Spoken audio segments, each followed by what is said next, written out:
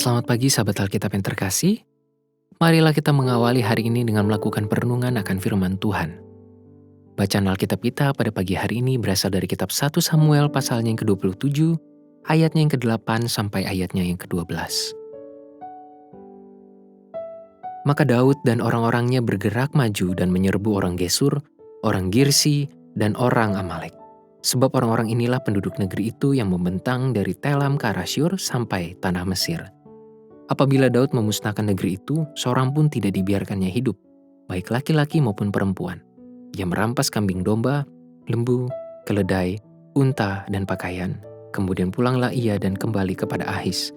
Jika Ahis bertanya, "Di mana kamu menyerbu pada hari ini?" Maka jawab Daud, "Di tanah Negeb Yehuda," atau "Di tanah Negeb orang Yerahmeel," atau "Di tanah Negeb orang Keni."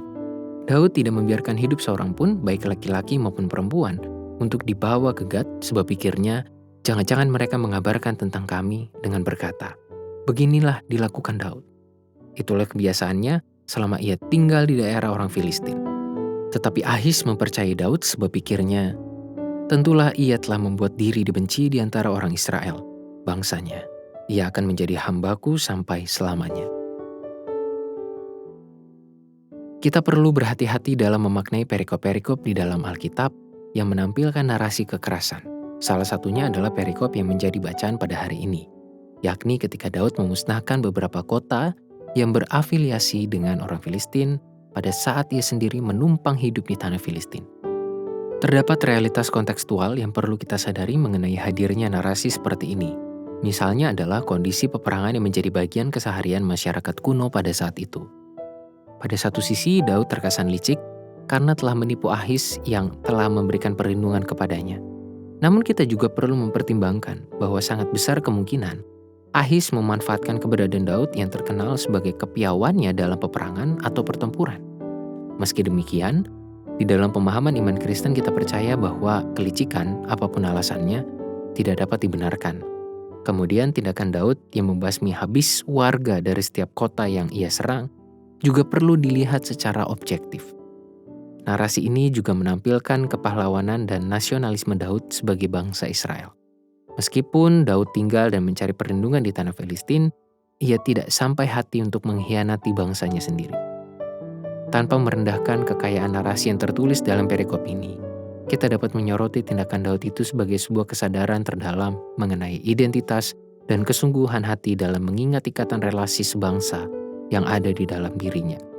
Keberadaan Daud di tanah Filistin tidak serta-merta menjadikannya pengkhianat yang melupakan identitas sebagai orang Israel dan merendahkan nilai ikatan emosional spiritual sebagai bangsa Israel.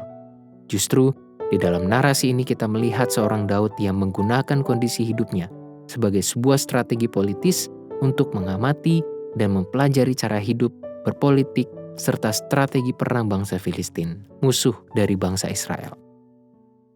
Sahabat Alkitab, perikop ini tidak mengajak kita untuk menjadi benalu ataupun sebagai serigala berbulu domba. Tentu itu adalah pemaknaan yang keliru terhadap perikop ini. Salah satu nilai yang dapat kita ambil adalah mengenai konsistensi dalam mempertahankan identitas dan pengalaman.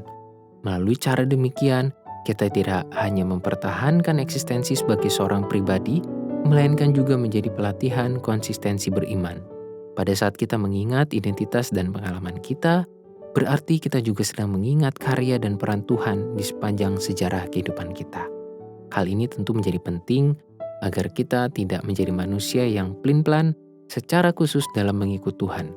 Kita memang harus mengikuti perkembangan zaman dan menyesuaikan diri dengan di mana bumi dipijak, di situ langit dijunjung. Namun bukan berarti iman dan nilai emosional spiritual kita dengan Tuhan juga ikut berubah. Setiap identitas dan pengalaman yang kita miliki perlu terus diingat serta dihargai sebagai upaya pelatihan dan pengokohan iman. Marilah kita berdoa. Tuhan, di tengah perubahan dan perkembangan zaman yang terjadi begitu cepat, tolonglah kami untuk tetap konsisten dalam mempertahankan identitas kami, dalam mempertahankan nilai ikatan emosional dan iman kami kepada Tuhan dan juga sebagai umat percaya. Tolonglah kami sehingga kami tidak kehilangan jati diri. Biar kami tetap hadir dan mampu menyesuaikan diri kami dengan tetap berpegang teguh iman kepada Tuhan. Hanya di dalam nama Tuhan kami Yesus Kristus kami berdoa dan memohon. Amin.